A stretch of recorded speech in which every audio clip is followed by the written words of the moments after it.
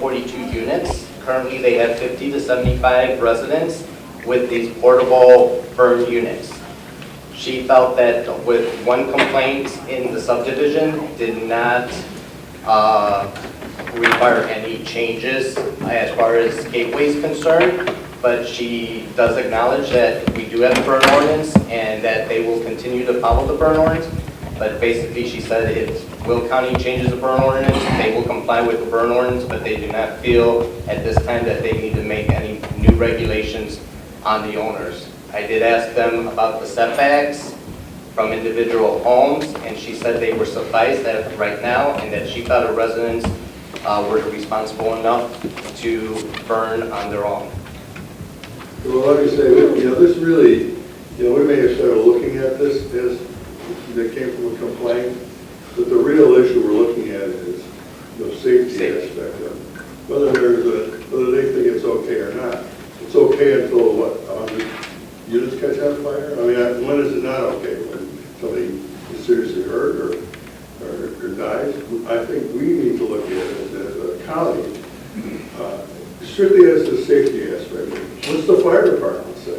The fire departments state that they want to see setbacks from all buildings, structures. So the owner or the manager of a manufactured home facility, I don't think is the person that necessarily is qualified to tell us whether they think it's safe or not. I'm thinking we're looking at an ordinance that's going to say that this is the best standard for these types of housing developments to make it safe. And I would look more at what fire safety is telling us, not with the manager of a manufactured home park. So, And in the previous discussion with the fire chiefs, I spoke to 3 or 4 of them. They all said with these portable units, they would like to see 10 to 15 feet. okay, well, I think that's the route we should go. I mean, I'm going to open up the discussion, but I think we should follow the lead of what the fire services tell us is the safe manner. And we adopt that. That would be my suggestion. I would support 15 feet from any housing unit for these portable burning units. I would agree. I think Tim would still be nice to get the support and acknowledgement of the fire service. They've already told you that. I think we can use partly their recommendation to move forward on the 15 feet.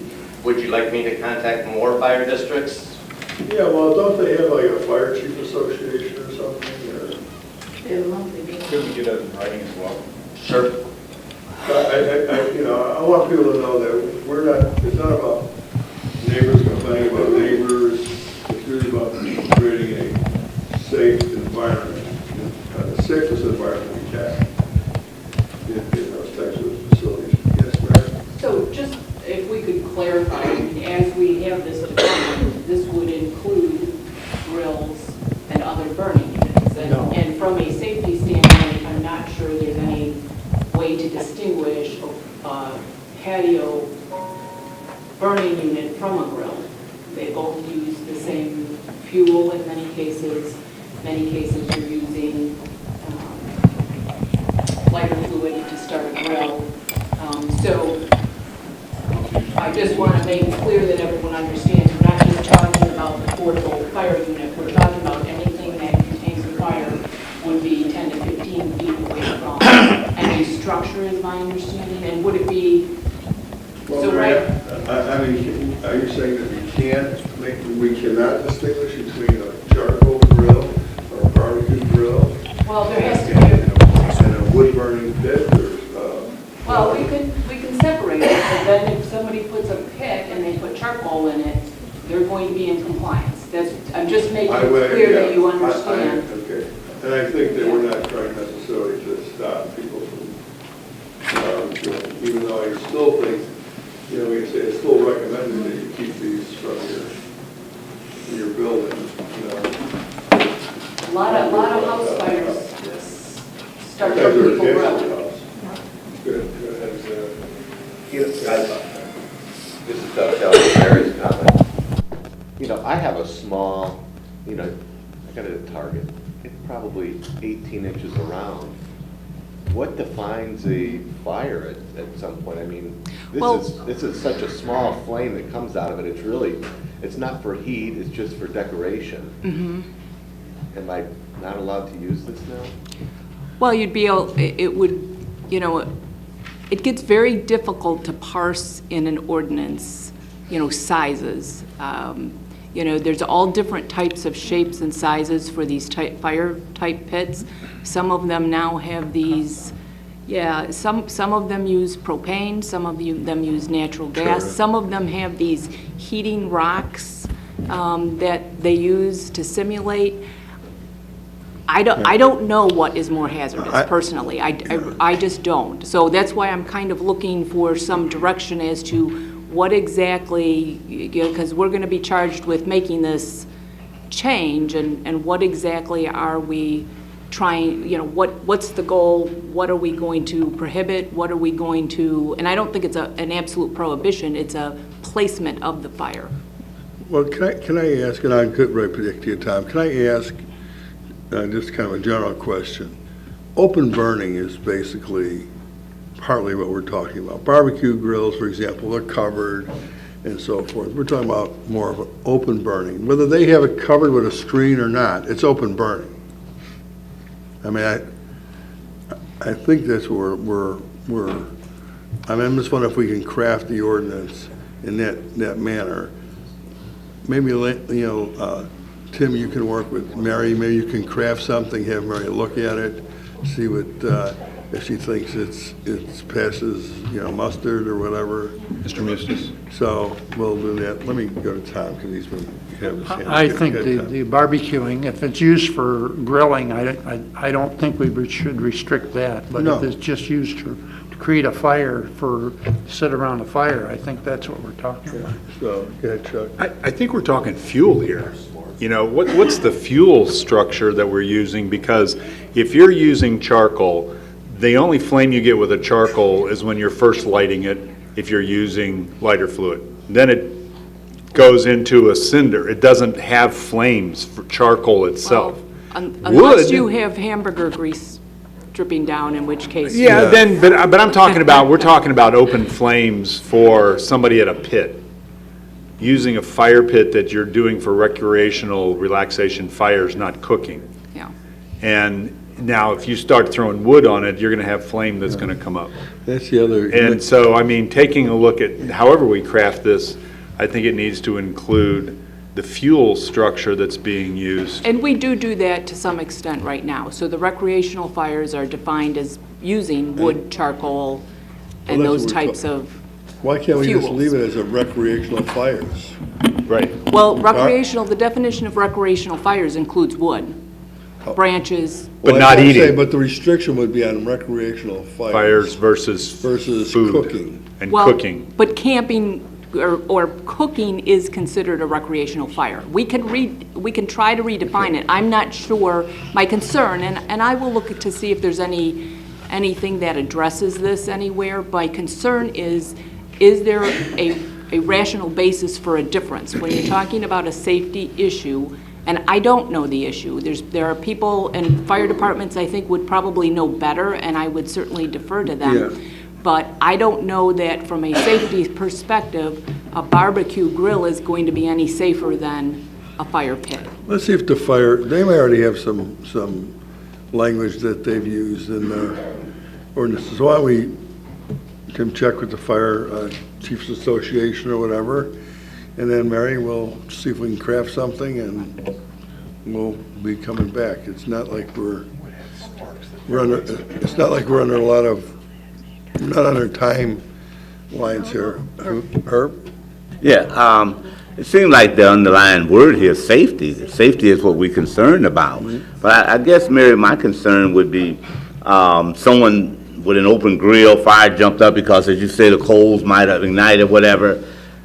How are you going to police something like that? You have neighbors that don't like other neighbors always going to be calling, and what a burden is going to put on law enforcement. So when you talk about this and the safety, we want all Will County residents to be safe, But when you're talking about policies and ordinances like that, the enforcement part becomes very difficult.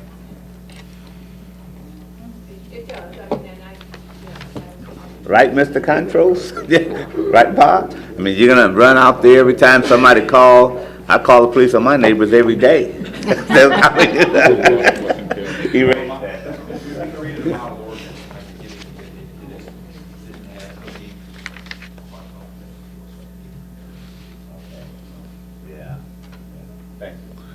Okay, well, we'll move on, and, when you're ready to come back with something, Tim, just call the office, we'll put it on the agenda, okay? Thank you. Is there any other old business to bring forward today? Under new business, we have authorizing the county executive to bind coverage and execute contracts with the designated carriers for the renewal of the comprehensive group benefits plan. Okay, Good morning. morning. Today, our consultants from Aon, Christy Labus is our actuary, and Stephanie Howard is our executive account rep. And so we're here to present our actual renewals for our health plan. I know we're kind of short on time, which is okay. We're good because we have excellent news on our renewals. And I'm just going to go right ahead and turn it over to our consultants to talk about it. While they start talking, I am going to distribute some of these highlights. You should have them on your iPad if you want a hard copy.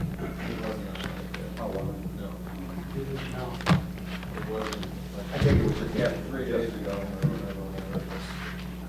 Just finalized it. Good morning.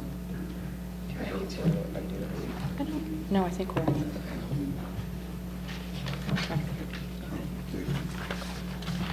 Good morning.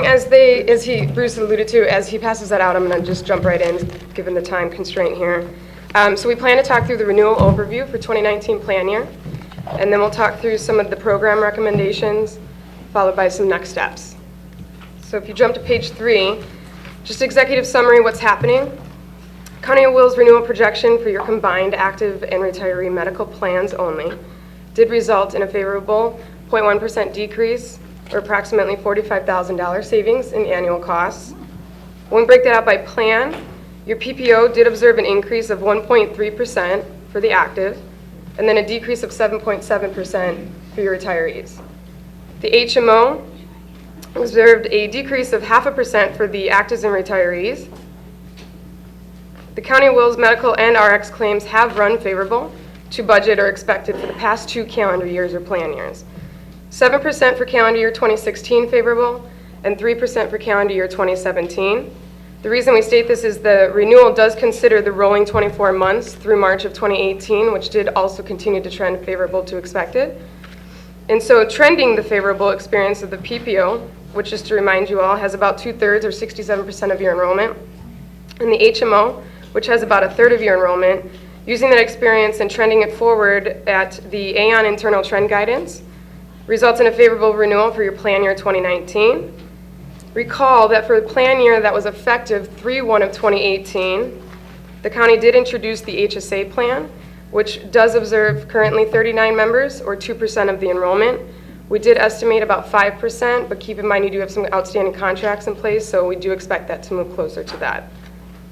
And then also a reminder, the HSA seed of that plan is $1,350 for an individual and $2,700 for family coverage, resulting in just over $85,000 in spend annually.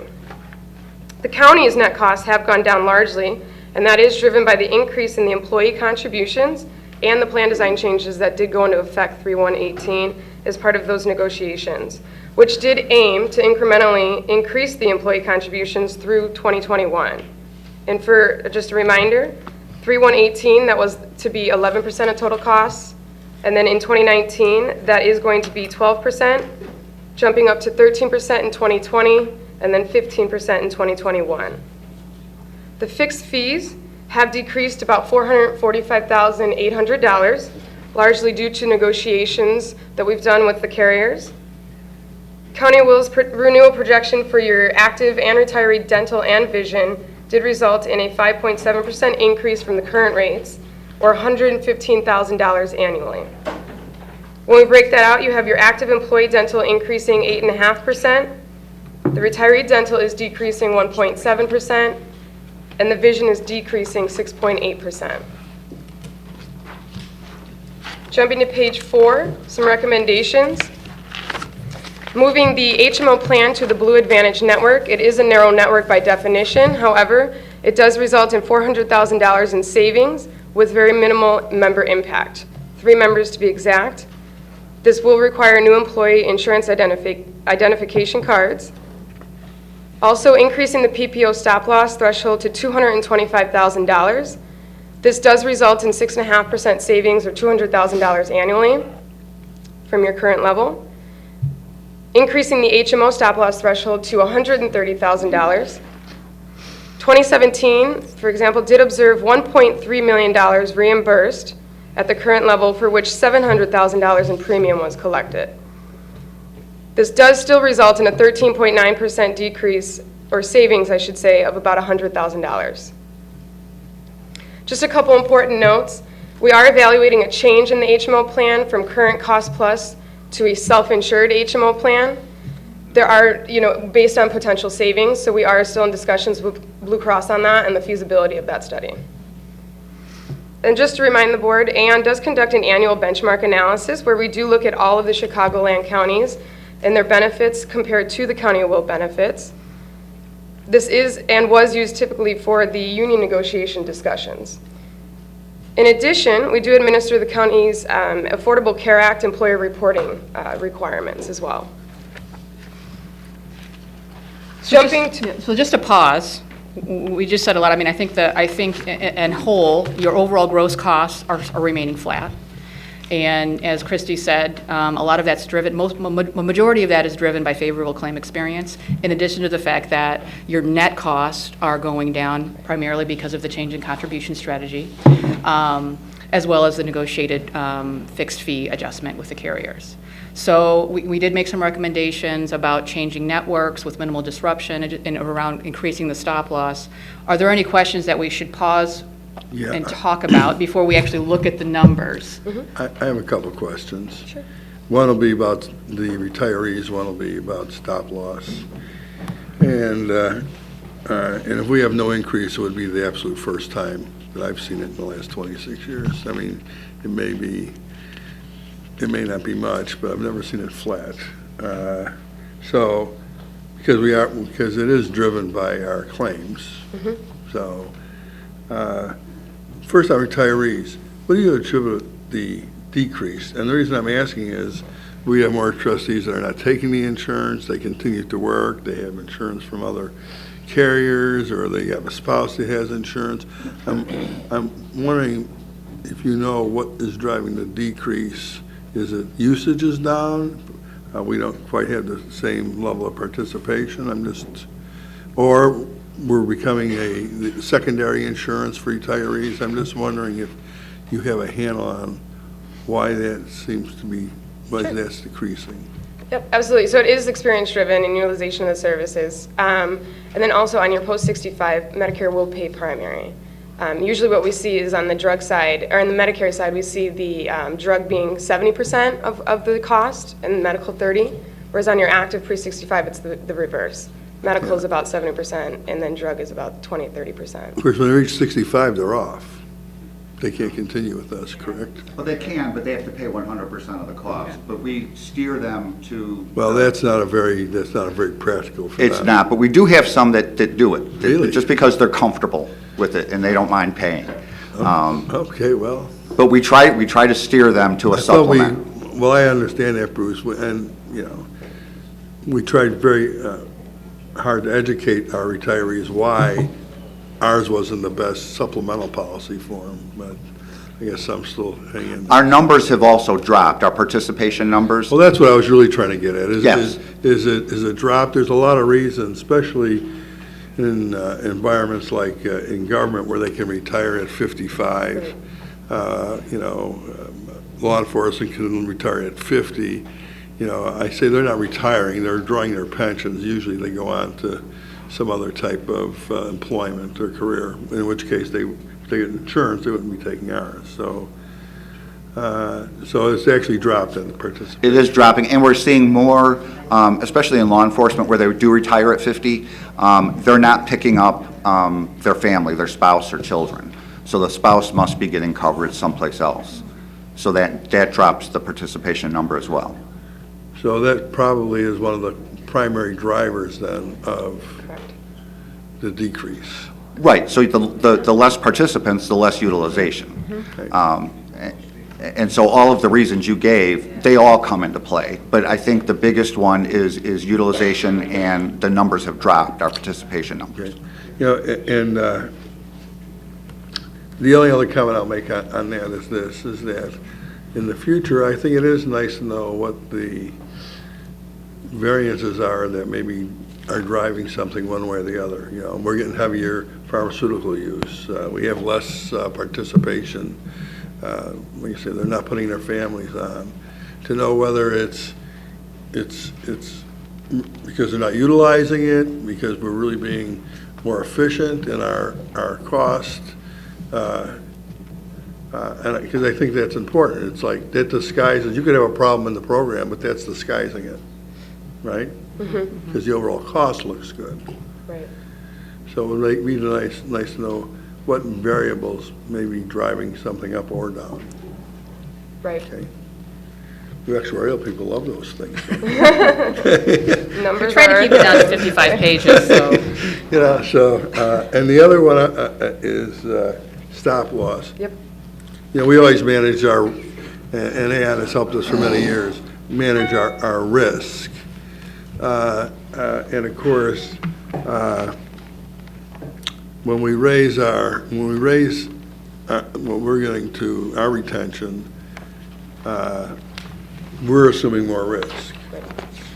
So it's the risk is what's driving the premium down. I just want to make sure everybody understands that when you raise those, it's a calculated, I don't want to say guess, it's calculated at raising the deductible or the retention is probably going to be in our best interest based on our claim experience. Correct. So, but everybody should understand, you're maybe driving the cost down a little bit, but that's because you're assuming a little additional risk, right? Exactly. Okay. So there is detail in the packet, starting on page 19, there's stop loss history for our PPO, and then there gives the recommendations on the increase for both the PPO and HMO on stop loss, and it gives us a history back to 2016 and where the break-even point would be and why this makes sense to raise it at this time. Yeah, and what I'm saying is I think it generally works in our favor, but I just want everyone to know that's because based on our experience, we think we can assume a little bit more additional risk. And we're very Which will lower cautious with it, you're right, Jim. Which will lower our, what I'm going to call, whatever, our premium cost, people understand premium cost, I guess, even though we're self-insured, which brings me to one other question, which I didn't say in the beginning. Self-insured on the HMO. So we're taking a look at that. We are taking a look at that. It's a new product from Blue Cross for 1119. It has not been offered prior to that. A lot of groups have been asking for this type of a product, and so they're rolling it out 1119. And so there's just understanding the changes and what they would mean for the county. We do know at a high level it would be more unified rating, so what that means as far as going from one self-funded and one insured to both being self-funded. Okay, so they're going to offer the product starting in 19. Correct. So we would we be doing that before the renewal if we move Yes. forward? Yes. Okay. And we would only look at that if it did result in some savings of any sort. It would not be recommended if it were to increase any costs. And we are expecting to see some savings. As you know, from moving from insured to self-funded, you do get rid of some of the additional margin that's built into, state mandated benefits, premium tax, things of that nature. And then Blue Cross would manage it like they manage their HMO. Correct. From provider payment perspective. And then we just yep. charge us a management fee. Yes. As part of that. Correct. So when we approve this today, we're giving you the ability then to, Bruce, switch as of 1/19. Yes, so we would come back next month when we get full information from Blue Cross, just to advise the board that if we're going to decide to do that, this is why we're going to do it, and the board can decide in August to make that switch. But we're trying to get this approved now. And the other thing I want to mention, that the benefit levels would not change, so this would not impact any of our collective bargaining No, that's correct. contracts, correct? Correct. That's it for me. Anybody else have any other questions on this part? Okay, Okay. thank you. You're welcome, good question. So the rest of this is going to be the numbers, so please stop me if you have questions. Page 5 is your high-level summary of annual costs. Going across left to right, you have your 18 costs, your 19, and then the change. And then going down, you have your different plans. So we start with medical, followed by dental, vision, and then the total. So you can see what was noted before, about a 0.1% decrease or $45,000 decrease in the medical spend. And then what that looks like when you jump to the employee contributions, they're looking to increase in total about 7.6% in line with those negotiations, which would then bring the county's contribution or portion of that total spend down about 1%. Dental is increasing 7.5%. Moving down, vision is decreasing 6.8%. For total costs of an increase of $70,000 or 0.2%, and that's where you can see the employee contributions in total are increasing 8.1% or just about $350,000. And then County of Will's contributions are decreasing about $282,000 or 0.7%. Page 6 is again another high-level summary and annual costs. You can see going down, though, we're looking at it by plan for the medical, PPO, and HMO. We do then bring in that Blue Advantage HMO, resulting in, again, you can see all the way to the right, the $400,000 savings roughly. You can see the lives as well by plan here. And then nothing new on your dental and your vision from the prior page. In total, you can see that $70,000 cost increase. And this just looks at total cost, not breaking it out by the county or employee cost. Page 7. Again, you've got your by plan with dental and vision as well. Going across left to right, you have your lives, followed by your total cost, what the employees are paying in total, followed by the county's contribution. And going all the way to the right, you can see the change in the county's spend on a percentage in dollar basis. At the bottom right, you can see that $282,000 decrease in the county's spend for medical, dental, and vision combined.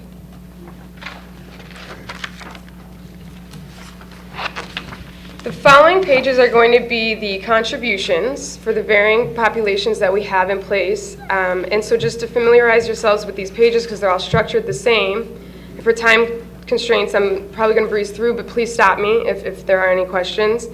As you look at the page from left to right, we do have the noted population. So for example, on page 8, we are looking at the ASME, majority of the ASME and the non-union groups. Page 8 specifically is for your PPO plan. At the top, we have your enrollment by salary band. Then we have the current funding rates. These are the 2019 funding rates, which would be your premium. Below that are the now 2019 contribution rates. And then recall what we like to illustrate is the percent of total cost, as that is what was negotiated. We show that by salary band and then in aggregate. And again, to refamiliarize yourselves with 2019, that is going to be increasing to 12% of total costs. You can see that in the middle page. Then below that are the prior year, or current year, I should say, 2018 contributions and what that percentage change is at the bottom. So the format will be the same going through these following pages. Any questions on that before we start running into the numbers? So the PPO is going to increase 14.1% with the increase to 12% of total costs. Page 9 is going to be your HSA plan, the newly introduced plan as a 3-1. You can see, though, the difference for the HSA was negotiated to be 9.2% of total costs.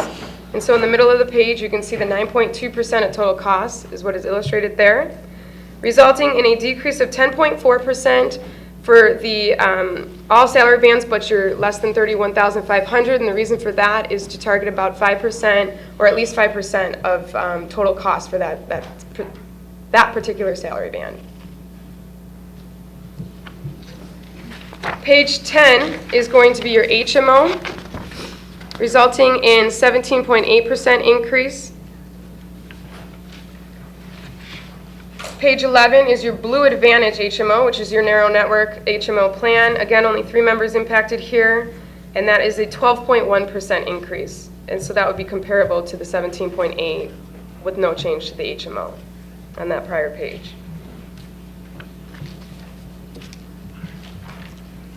Page 12, we're moving to the AFSCME correctional officers. Recall these folks are on the prior contribution of 10% of total costs.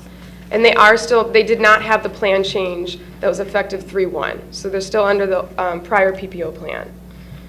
So this again is your PPO plan, looking at a 14.8% reduction at 10% of total cost. Page 13 is going to move to your HMO for this population. Again, a decrease of 14.4% for this population. Page 14 is your Blue Advantage. So again, another 4% reduction due to that change in the network. So 18.8% reduction for this population under the Blue Advantage HMO. Page 15, we're moving to your FOP MAP population. So these are what we call the Group 2, and they are still under the percent of salary through the contributions. And so down the page, you can see your PPO. Moving left to right, you can see your enrollment, your current 2018 rate or premium, followed by the contribution, then your 2019 rate and contribution, and then what their contribution represents as a percent of total cost. And then you can see that for the HMO as well as your Blue Advantage HMO.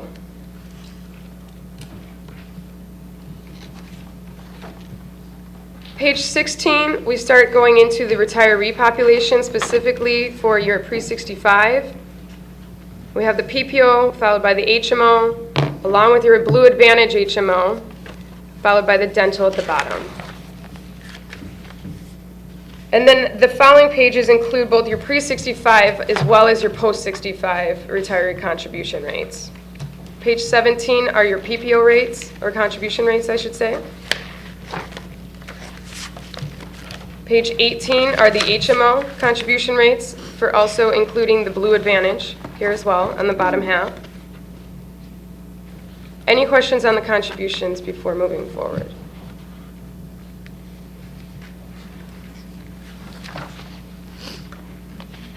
Well, I will have one question. Are we meeting our goals, Bruce?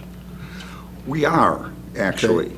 I mean, So in what aspect are you interested in the goals? well, that the percentage of the employee contribution is going in the direction that we And it basically is. So you anticipated. can see that that is one of the main impacts here, not just the utilization, but it's also our structure of increasing the employee contributions as we go forward. So now we're moving into 12% aggregate. And keep in mind that this isn't our total population, it's just the non-union and most of the AFSCME folks. We still have some of these larger contracts out there, COs, FOP, MAP, those are going to go to arbitration, the MAP and FOP. So we don't know how that will pan out, but as we know, in the past few years, the county's actually been making out with that contribution structure, because they're paying more as a percentage of pay. Well, that's what they wanted.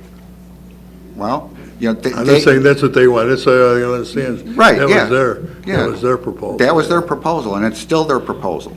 But they end up paying more, but for them, they know what's going to happen the year after that and the year after that, what they're going to be paying. But we've shown consistently since we've moved to this new plan structure that it is more affordable when you have a 4-tier structure of single, employee, spouse, employee, child, and family. Yeah. And I guess just as each bargaining unit, they have to do the math. We help them do the math to show them where the savings are at. And there's going to be winners and losers in every group, obviously. Let me ask one other question. And maybe you can tell me what you think the effect would be. That group is not eligible for the HSA, correct? That is correct.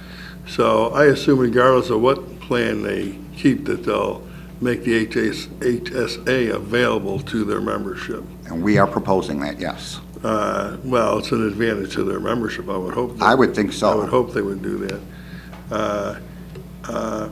And that group, because it's the higher compensated group in the county, certainly there's advantages for them to go into an HSA. Yes. Have we anticipated what the potential impact, what would be the impact, you think? Not to a letter, I mean, would it be a positive impact on overall cost? It would. So, when we first introduced the HSA plan, we were targeting a 5% participation rate. But because we have a big chunk of our population still not eligible for it, we've only have a 2% participation rate now. But we believe that once that's opened up to the remainder of our employees, that will push that participation past the 5%. Yeah. Okay. Because I do think that's potentially a key element to our overall strategy. It will be. It doesn't really have an impact this year on our flat renewal. It's just the numbers are too small. Yeah. But as we get more participation in it, we believe it will continue to have a positive impact. Okay. Thanks. Yes, Mike, go ahead. Yeah, on the HSA, I think one of the things that, I can't remember specifics, but the prescriptions cause that program to be a little tougher to get into? It does it depends on the individual, obviously, because prescription costs are subject to the deductible. There's Right. not a copay like there is under the PPO plan. So you have to, if you're on an expensive maintenance drug every month, Every drug's expensive. Well, yeah, and some are way more expensive than Right. others. Whether it's $400 a month or $2,000 a month, you have to meet your deductible. Which is how much? Isn't there something we could look at that to make that more attractive? 'Cause I don't think we're allowed to. I think that's And I would add, the other thing to think about too is the HSA seat is 100% of the deductible. Yes. And so to meet that deductible, the HSA seed is to help mitigate that upfront cost. Correct. So we're giving you money to Yeah. mitigate Yeah. that. Right, so, but then That may after go that. away- That may go away over time. We do have the out-of-pocket maximum. So that's where the 85%, 15% comes into play. The employee would pay 15%, the plan would pay 85% until you hit your out-of-pocket maximum for the year. Then everything's covered at 100%. Bruce, refresh my memory, but if you have a dependent coverage, each person has to make the deductible. Is that correct? Or is there an overall deductible? Well, there's. I'm asking, I mean, I don't know why I'm thinking there was an individual. Well, there's an individual deductible and there's family deductible, which is 2 times single deductible. So yes, Okay. you would have to meet that for a family You plan. have to meet both of them, Correct, or individually meet it. yes. Okay. Okay, any other questions? Then you can go on. Okay. Page 19 is the stop loss that Bruce was alluding to as far as your historical claim distribution. What we have here illustrated is just a historical summary to better understand why we're moving to 225. You can see on distribution, there are not several claims above 200,000, but we did see on average 6 to 7, and then over 300,000, one in 2017. And that's expected because with healthcare costs, they are increasing year over year. So claims will just go up naturally. But the important thing to note is in the middle there, you can see the stop loss reimbursements each year. So for 2017, we received about $282,000 back in reimbursement. Below that is the premium for which we paid out $1.5 million. So you can see the loss ratio essentially, it claims to the premium there. It has been favorable for the past 2 years with an unfortunate 2015 experience of over 100,000 or 100% there. So favorable 3-year loss ratio, which was used, if you jump to page 20, in negotiating the current threshold at $200,000. It was initially coming in at a 14.6% increase proposed. We negotiated that down to 5.4% given the favorable historical experience, which then allowed us to ask for an in-between option, the 225, which then came in at a favorable renewal or a more reasonable renewal to increase $25,000. You are still looking at about savings there of about $100,000 on that relative to your current.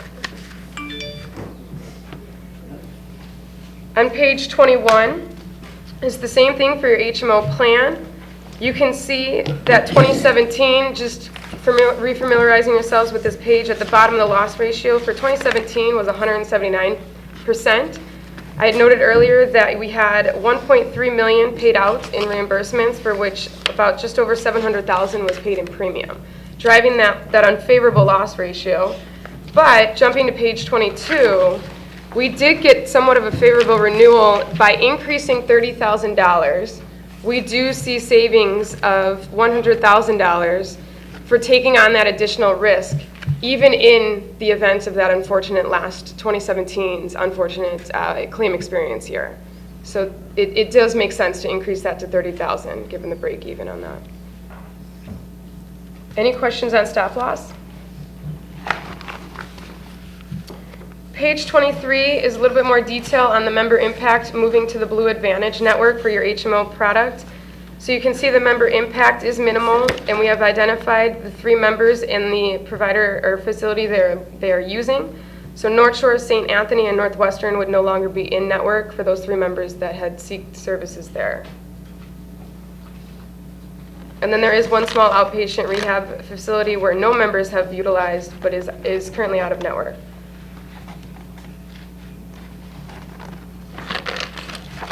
Page 24, we jump to the retiree contribution rates for your dental and RX only with no changes.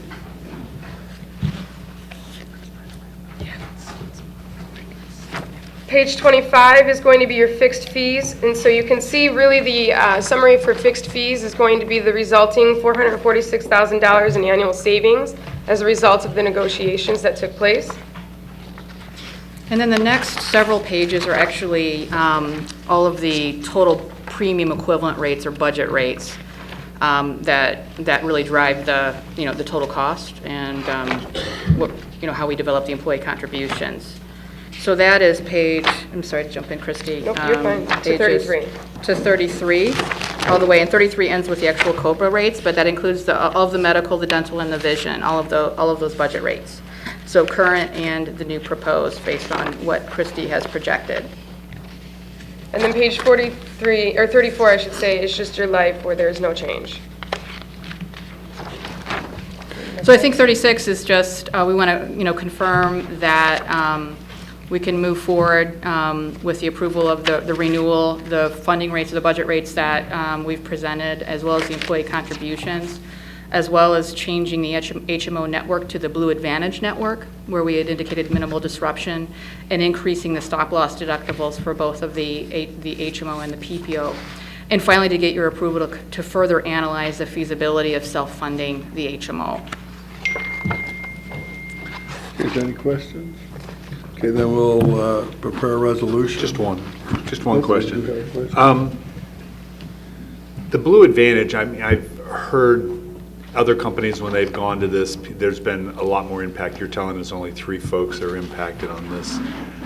What's the big difference? I mean, why are doctors stepping away from the Blue Advantage or wanting to not be part of that network? Really, from your geography, local in Chicago, the difference in network is very, very, very narrow. That's why there's only 3 members disrupted. It's really just the negotiated discounts with that narrow network that Blue Cross has developed with those specific providers. So that's really what's generating the savings. And it's unique to each client that we work with. Some clients will look at this analysis and will look at the disruption. There may be savings, but there's significant disruptions. There may be hundreds of members impacted. So we wouldn't have presented this to you if we would have seen that. But given that there's minimal disruption, that's why we are presenting it. Okay. All right. Thank you. Okay. He's got the resolution. Okay, so we have the resolutions already prepared. We'll move forward to the. There's county two board meeting next resolutions. month. Two resolutions. Okay, so I'll need a motion to place the resolutions on the county board agenda. And a motion second, all in favor? Aye. Opposed, motion carries. Thank you, ladies, good job. Thank you. Thanks. Thank you. Good job, Bruce. Don't say I Thanks, never Jim. said anything nice now.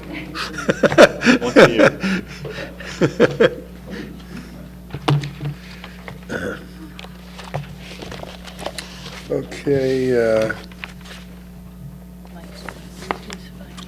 okay, now we'll get into committee, so I'm just gonna refer to the chairman. So Mike, you wanna take your finance committee? You go through your, Yeah, we have two pieces of business. One is transferring appropriation in the Community Health Center budget for contractual physicians. And, Motion. and I'm making the motion. I so move then? Okay. I have a first and a second. all in favor? Aye. Okay. Next one, Mike? And then we have designating People First Bank as a county depository, and I so move. The motion second, all in favor? Aye. Opposed, motion carries. Anything else, Mike? That's You all the working on the business we have this budget? month. Quick month, And that's it. quick month. Okay. Public Works, Don, you want to? Thank you. Several contracts were bid this month. First, confirming an award of contract to H&H Electric, led on June 20th. Countywide LED module replacement, all county board districts. So moved. There's a motion, there's a second, all in favor? Aye. Aye, opposed, motion carries. Confirming an award of contract to deconstruction, led on June 20th at 80th Avenue from south of 183rd to north abutment of I-80 Bridge, County Board District 2. Moved. All in favor? Aye. Opposed, motion carries. Third, confirming an award of contract to Austin Tyler Construction, led on June 20th, Green Garden Road District, Sheer Road over the tributary of Prairie Creek, County Board District 2. So moved. Got a motion, is there a second? Second, all in favor? Aye. Aye, opposed, motion carries. Fourth, confirming an award of contract to PT Farrell Construction, led on June 20th, Manhattan Road District, Overlay, County Board District 2. So moved. Got a motion, second, all in favor? Aye. Aye, opposed, motion carries. Fifth, confirming an award of contract to AC Pavement Striping Company, led on June 20th, Wesley Road District Seal Coat, County Board District 6. So moved. Got a motion, second, all in favor? Aye. Opposed, motion carries. Thank you. I'd like just to point out a couple of things. About time you start spending some money in District 2, Don. About time you start spending some money in District 2, huh?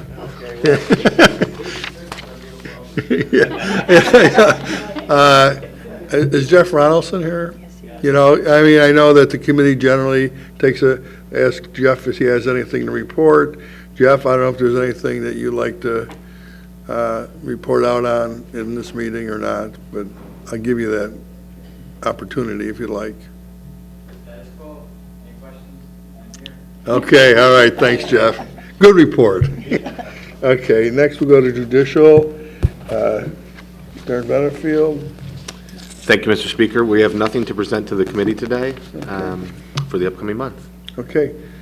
Public health and safety, Judy?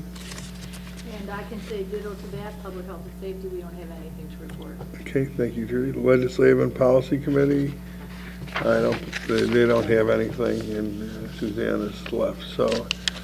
Capital Improvements Committee, same, they don't have any, they met, so their items are on here. Okay, under the Executive Committee, we have the update of the City of Aurora precinct adjustments. Is there someone, Nancy, here? Hi, good Judy's morning. here. I'm Judy Wiedmeyer, representing County Clerk Foods. We can update today that all of the voters have been imported into our voter registration system. We've determined that we're going to split that area up into 4 different precincts. The voters are scheduled to get their new voter cards along with all the rest of the Will County residents. They're going in the mail tomorrow. We are just still waiting. We've given you the information on what the costs will be to implement these 4 precincts, coming out to $72,418.94.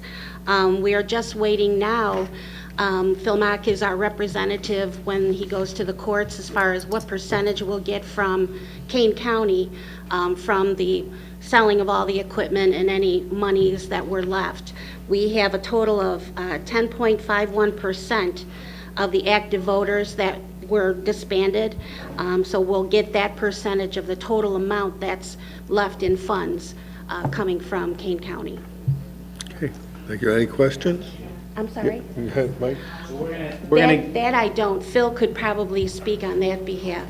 Okay, everything, So we're gonna get a percentage of money back for the selling of Yes. that equipment. Yes, they've Are sold we gonna all. need additional equipment, or are we covered? We will, and that's all listed in the price quote that we Okay. provided to you. Yeah.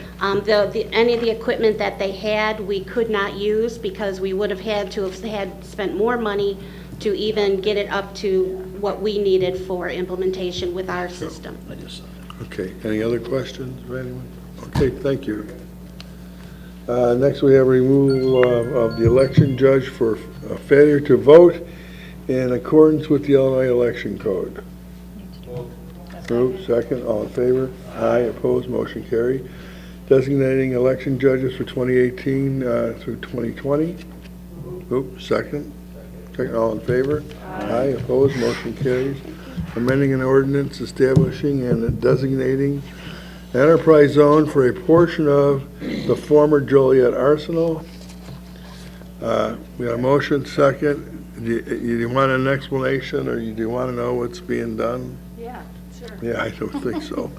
Okay, Dave Tack here. Go ahead. Basically, we're just moving things around a little bit. But good, David. Be as succinct as possible. Just for a little bit of background, the enterprise zone was established by state statute in 2002. Okay, the stakeholders involved are Will County, Joliet, Elwood, Wilmington, and Shanahan. The boundaries over time since 2002 have been revised several times to incorporate new projects. And that's what is precisely before you today, okay? The current proposal that you're looking at seeks to revise the boundaries to accommodate two new projects. One of those projects being the Hobart Road Bridge, the other project being a combined cycle electricity generation facility in Elwood. Interestingly, our consulting attorneys on this have been very helpful in presenting the information and seeking approval, which has occurred by the City of Joliet and Elwood as well. So that's already done. What we're doing here, and it's probably best if I could bring in a prop, just real quick.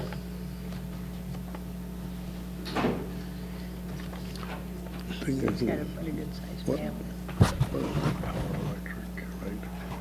No, everyone For that, everyone can't see this, but it is in the agenda packet, so. So is the one project, Dave, for the power generation plant, is it in Elwood? Yes. Where That's right. next to the peak, right, to the peaker plant? Now, we need to include that? You know, let me just ask you one question, and before we go forward on this. You know, here again, we're always asked to put the horse before the cart. And they're not committed to building this. I mean, there continues to be a debate on the assessment. If they're not going to build it, if they don't get a favorable assessment, why would we be doing this now? I'm asking the question. I believe because at the applicant's request. I understand And I that. think that says a lot for the confidence that they have in their project going forward. But at the same time, I completely understand what you're saying. The applicant has also said unless they're given favorable tax treatment or assessment treatment, they're not going to build it. That's right. That, I am aware of that as well. one thing to keep in mind, that this is one of our driving economic development tools in the county. And to amend these boundaries, let's just say that this does not go through. By amending the boundaries now, we're saying we're welcoming the new business, the new. But this is very specific to them. They own the property. I could say that by putting them in the enterprise zone, you put additional value on their property, and, you know, they get that tax advantage of being there. I mean, they'll get the advantage of not having to pay any sales tax, correct? Which is considerable on whatever they're gonna build. It could, you know, it could be in the, it'll go into the millions. But yet, so put some more value on that property, but yet they continually say, if we don't get the favorable assessment, we're not building it. So it makes me a little hesitant. And maybe that gives everyone a little bit more information. And Nick, I know you wanted to say something, but you know my concern here, Nick. You understand? Good morning, everyone. As you said, the benefit is on the state sales tax and construction materials. Right. It's not giving them any other benefit. Now, if they were to sell, you're correct. It is a value that's on the property. So if they sell it to somebody else, they would take advantage of the benefit when they construct on state sales tax. That's the only benefit this really confers on them. So if they don't build, they don't get the benefit, you know, because they're not paying. The benefit is they're now in the enterprise zone. But that is a benefit. Right, I understand, and I acknowledge that. But part of, we know these deals are packages nowadays with, whether it be tax abatements, construction for infrastructure to get there, what have you. So they kind of go together, I guess. But and I anticipated some question on some of these things, because when we do enterprise zones, especially now with the reconfiguring zones, we're usually decommissioning portions of the zone to commission new points of the zone. And we've done it, as we've said, several times. In the past, we've done some of the reconfigurations to not benefit, I don't know if that's me, benefit the big companies, but some of the smaller companies. But in this amendment, we're accommodating both the Hubolt Road Bridge and this project, and I can't say that I know all the parcels. Dave probably knows it better than I do, and our lawyers I know are even better, but this is an intricate kind of swapping of land. If this project doesn't go forward, I mean, if it completely dies, we can reconfigure the zone again and take this out of the zone. Okay. And that's what we're doing now with these zones, is we're taking stuff out that's constructed that isn't likely going to have any new construction, and taking drainage ponds and stuff if they were created after the zone was created. Good, so yeah, good point. We can reconfigure. Right. We always have the chance, and I expect we probably will in the future come back with all future amendments too. So this is one of the tools. I think this is more valuable than, say, a tax abatement to these companies, especially when you're doing new construction. So this is one of the big tools the county, and fortunately we have several of these, and it doesn't negatively impact us directly. I mean, it's state money that's ultimately impacts us, but this doesn't impact our bottom line. It actually encourages development, so. I mean, Chris, the reason I bring it up is the whole idea of an enterprise zone is actually have it developed. Right. And if you don't have a project that's totally committed, and basically it said if we don't get certain conditions, we will not build it, then I say, well, why are we giving them the benefit of going in the enterprise zone at this point in time? I understand. I just wanted to make a point here. Understood. But you're right. We can always reconfigure it. If it's not built, we can say, well, we're going to move it over here now. Right. Okay. So and that makes me feel a little more comfortable, actually. Okay, I'll start with you, Don. Go ahead. That has been done before. Yes. Where these have been reconfigured in the past with not only this enterprise zone, but other enterprise zones. Yeah. So it's not like it's unprecedented, where they've been reconfigured. Okay. Yeah. Mike? Can't you put a sunset on it? I don't think so, because it's a vote by the members of the enterprise zone. We're just one member of the enterprise zone. the zone has a deadline, expiration date, and you Yeah. have to renew it. I mean, they're not all at the same time, but some of the zones have been renewed. I don't know if any zones have been zeroed out, but, I forget, Dave, do you know what? The enterprise zones do have a life, Right. period. They do have a life, they end at some point. And you have to make the case to extend the life of the zone, so if there's no reason to extend the zone, the state could say, well, we're not gonna approve extending the zone, so. Can you condition it? I don't believe so. I mean, I think that, I've never seen it. I'm just wondering why. I've never, let me to say, I've never prevent. seen it. I think Nick is correct. The recourse, if they don't develop, is we just reconfigure the enterprise zone. I mean, that's, Am I hearing this incorrectly? My concern is that we reconfigure this, they own this property, we've now increased the value of it because it's in an enterprise zone. They can then turn it they could, at a higher value and make money off of our decision. they could. And so I why guess that's can't we in theory, I condition it guess in that- theory, that's true. Why can't we condition it that you just can't sell the property? I don't think it's the way enterprise zones work, that's why. Mary, enterprise zones, you can't put conditions on the enterprise zones. Just, If you sell it, you're still getting theoretically a development. People aren't buying the property just to let it sit. yeah, but the current owner gets a higher value. You're putting additional value on the, I understand. on the Jim? property. Yes. And actually, Mary, you just hit the point I wanted to make, only you got a law degree, you said it better. Because it sounds like a win-win for us. If it does not, if nothing ever happens, we can turn around, sell the property, and certainly would be an advantage to us. So, listening to both sides of the argument, it sounds like everybody's saying some very good things, but it does sound like a win-win for us in the county. And I'll end my homily there. Judy? So I was just wondering, why wouldn't we just go ahead and approve the enterprise zone for the Hobart Road Bridge now, and then if they come to an agreement, make that change then? I think the issue, and, we can show you parcels, but this isn't just, it's not as clean as just we do one and do the other. There's a combined effort. There was a lot of time went into this to move parcels around to get the appropriate cap, because there's only, I think it's 15 square miles, is that correct, Dave? Or 15 square miles and roughly 1,800 acres within the... So this is intricately intertwined.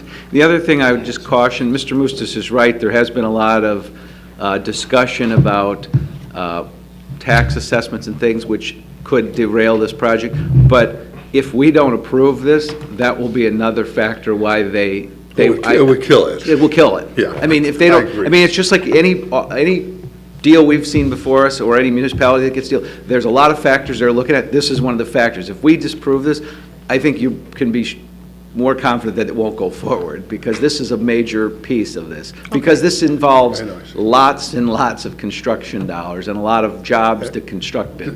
Thank you. This is $1 billion project, by Right. the way. If they go Millions of forward, man-hours. it's $1.2 billion, I think, or something in construction or whatever. Don? Well, it's within the corporate limits of Elwood, and Nick Elwood has been very involved with this and has gone ahead and given their blessing to this, correct? Yes. So, I don't know where the county has ever killed anything with respect to... Well, we wouldn't kill it, Don. The thing I'm trying to make everybody aware of is this, is we are all supportive of the project. Get it? So 100%, we're all behind this. But the developer continues to push for an assessment that would be outside of our methodology of how we assess other big developments, whether it's a nuclear power plant or ExxonMobil, and we feel very comfortable on how we assess them. They're looking for something much different, and they have stated, well, we won't do the project. They're saying they won't do the project.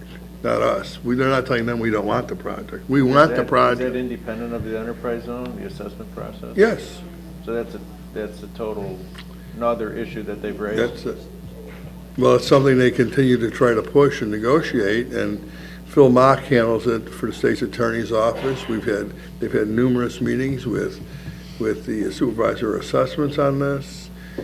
We've explained our methodology and why we're not changing it. And I don't know, Mary, if you can comment, but it's just, and they have kind of said, well, we'll walk if we don't get what we want. Right, and I'll welcome Phil to jump in if I've missed something, but basically it's a uniformity issue, Don.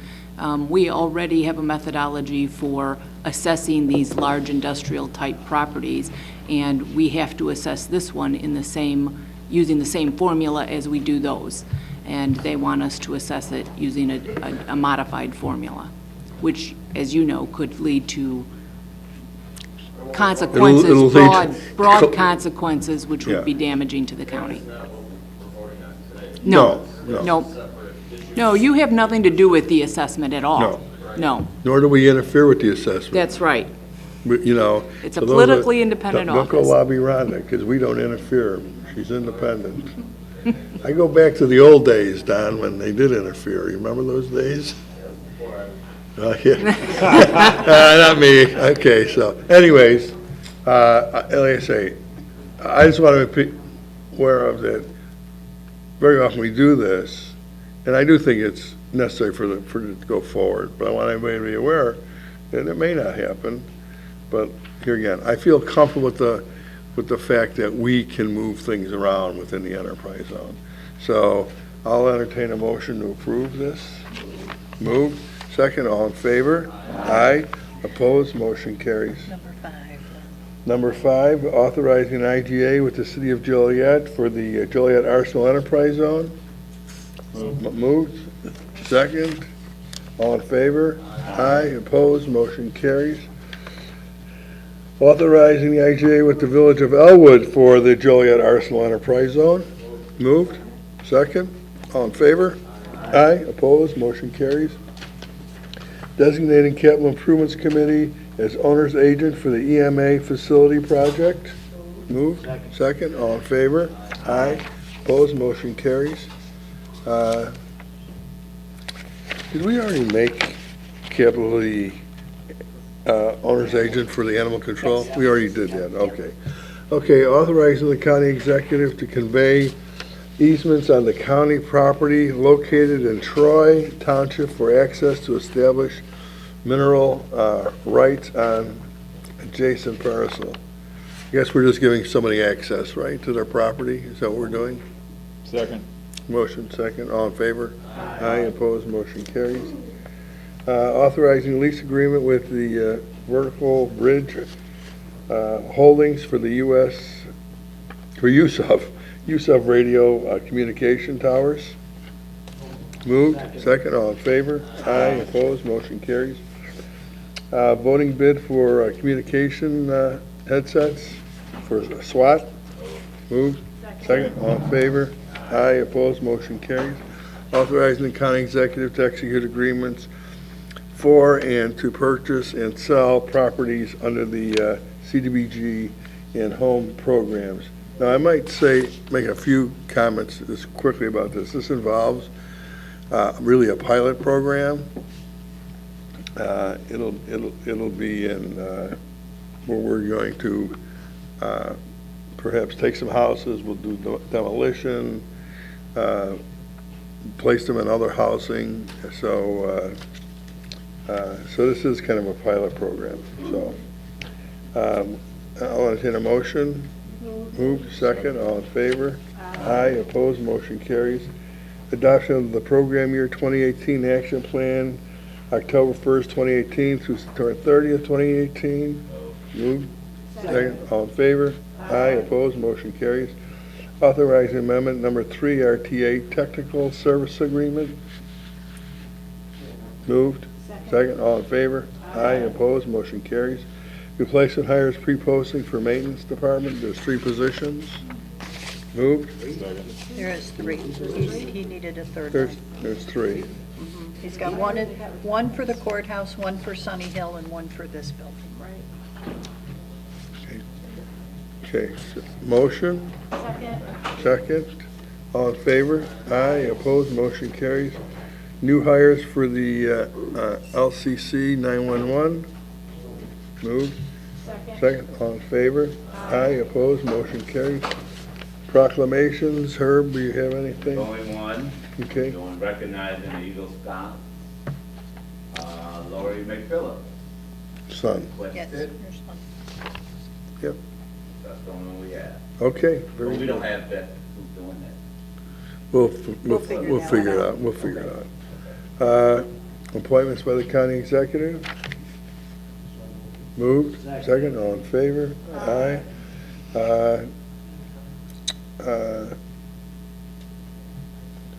There's no request for the state's attorney's opinion. Now, I'm gonna go through the committees real quick again, even though we just went through them. There is gonna be a need for executive session. We'll set the county board agenda after the executive session, because I don't know if we'll have to include anything after we talk to Mary. So, is there anything else on land use?